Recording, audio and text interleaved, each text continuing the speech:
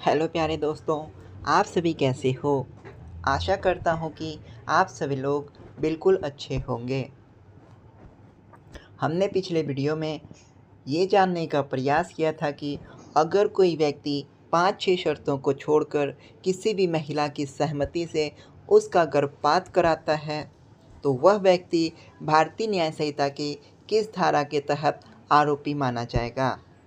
अगर आपने वह वीडियो नहीं देखा है, तो मैं आपको डिस्क्रिप्शन में लिंक प्रोवाइड कर दूँगा।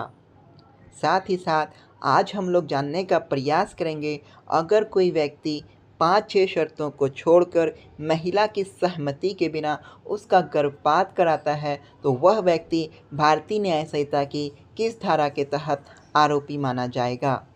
चलिए बिना देर किए हुए हम लोग वीडियो को स्टार्ट करते हैं। भारतीय न्याय संहिता की धारा 89 कहती है कि जो कोई भी व्यक्ति किसी गर्भवती महिला का उसकी सहमति के बिना उसका गर्भपात कराता है, यदि ऐसा गर्भपात महिला की जान बचाने अथवा कोई नेक नियत से ना कराया गया हो, तो वह व्यक्ति तथा इस घटना में शामिल सारे व्यक्ति भारतीय न्याय संहिता की धारा 89 के तहत आरोपी माने जाएंगे।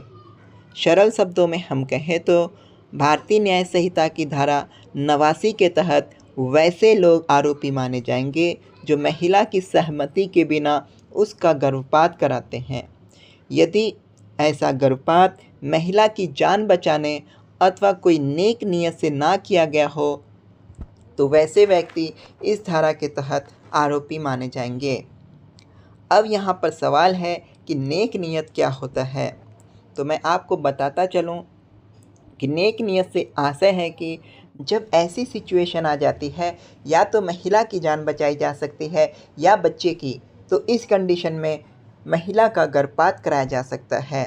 दूसरा कंडीशन ये होता है कि अगर माँ के पेट में पल रहा बच्चा जिसका कोई अंग ना बना हो और ना ही भविष्य में बनने की कोई संभावना है, तो उस कंडीशन में भी महिला का गर्भपात कराया जा सकता है। इसके अलावा अगर कोई व्यक्ति किसी महिला के साथ बलात्कार करता है और उस दौरान वह महिला गर्भवती हो जाती है, तो उसका गर्भपात कराया जा सकता है।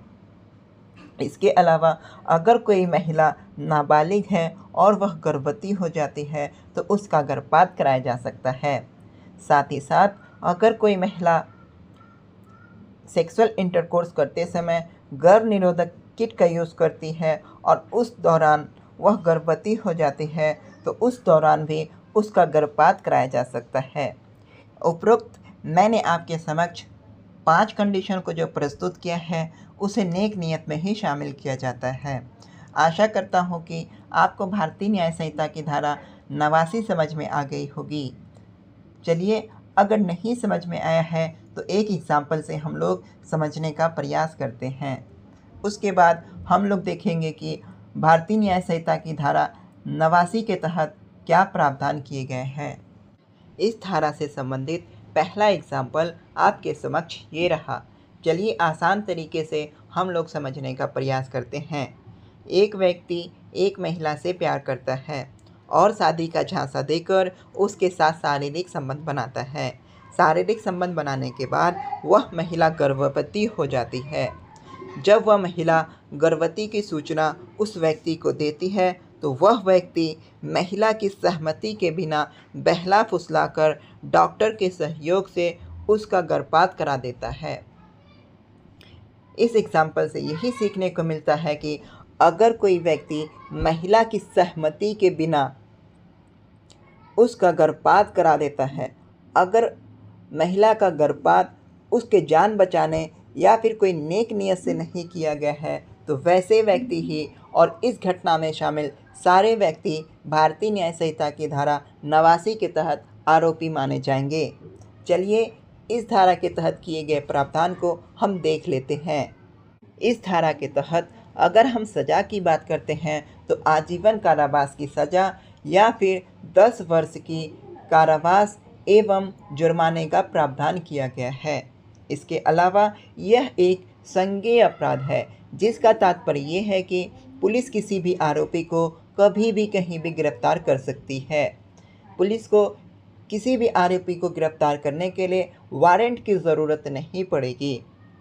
इसके अलावा यह एक गैर ज़मानती धारा है, जिसके अंतर्गत पुलिस किसी भी आरोपी को गिरफ्तार करती है तो वह थाना से बेल नहीं देगी, जिसका तात्पर्य यह है कि पुलिस उस आरोपी को माननीय न्यायालय में उपस्थित करेगी। साथ ही साथ इसकी सुनवाई सेशन कोर्ट में होगी। अगर हम बात करें तो इस धारा के तहत दोनों पार्टी के बीच में समझौता नहीं हो सकता है, अर्थात यह एक समझौता अयोग्य धारा है। आशा करता हूँ कि मेरे द्वारा समझाई गई सारी बातें आपके समझ में आ गई होंगी। आप हमारे साथ इसी तरह बने रहें, लाइक और सब्सक्राइब कर हमें मोटिवेट करें ताकि हम आपके लिए अच्छी वीडियोस लेकर आते रहें। तब तक के लिए आप अपना और अपने परिवार का ख्याल रखें। मिलते हैं हम आपसे नेक्स्ट वीडियो में। जय हिंद।